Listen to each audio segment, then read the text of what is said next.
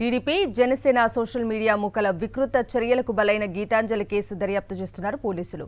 ఈ క్రమంలో కీలక విషయాలు వెల్లడయ్యాయి. గీతాంజలి మృతిపై జన్మభూమి ఎక్స్‌ప్రెస్ లోకో పైలట్ వాంగ్మూలం రికార్డు చేశారు. గీతాంజలి ఆత్మహత్యపై లోకో పైలట్ విజయరామ్ వాంగ్మూలం ఇచ్చారు.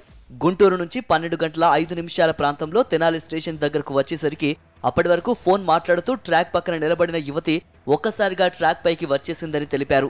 ఆమెకు తప్పుకోమని అరుస్తూ ఎమర్జెన్సీ బ్రేక్ వేశానని, అయితే అప్పటికే రైలు ఇంజన్ ఆమెకు తగలడంతో స్పృహ తప్పి పడిపోయిన ఆమెను ప్రయాణికుల సహకారంతో ట్రైన్ ఎక్కించుకుని తెనాలి స్టేషన్లో స్టేషన్ మాస్టర్కు అప్పగించారని జన్మభూమి ఎక్స్‌ప్రెస్ లోకో పైలట్ తెలిపారు.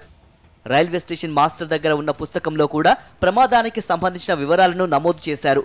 సోషల్ మీడియా ట్రోలింగ్కు గీతాంజలి మనస్తాపం చెంది ఈ నెల 7న రైలు కింద పడి ఆత్మహత్యా యత్నం చేసి ఆ తర్వాత చికిత్స పొందుతూ మృతి చెందింది. ఈ వ్యవహారాన్ని టీడీపీ సోషల్ మీడియా తప్పుదోవ పట్టించేలా కామెంట్స్ పెడుతున్నారు. ఓ వీడియోను సర్క్యులేట్ చేయడంపై పోలీసులు దర్యాప్తు చేస్తున్నారు. ఇది మార్ఫింగ్ చేసిన వీడియో అని స్పష్టమైంది. దీని వెనక ఎవరు ఉన్నారనే దానిపై విచారణ జరుగుతోంది. అయితే లోకో పైలట్ ఇచ్చిన స్టేట్మెంట్తో ఆమె ఒక్కరే వచ్చి ఆత్మహత్యాయత్నం చేసినట్టు స్పష్టమవుతోంది.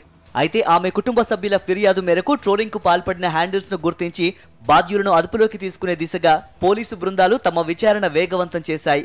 ఒక బీసీ మహిళను వేధించి ఆత్మహత్యకు పురిగొల్పడమే కాకుండా చనిపోయిన తర్వాత కూడా ట్రోలింగ్ చేయడంపై విమర్శలు వ్యక్తమవుతున్నాయి. అయితే నాడు రిషితేశ్వరిని, నేడు గీతాంజలి వరకు పచ్చమూకల వికృత చర్యలకు బలయ్యారు. టీడీపీ నేతలు, కార్యకర్తలు, వారి సోషల్ మీడియా ఎవరిని తీసుకున్నా వారికి ముందు నుంచి మహిళలంటే చిన్న చూపే.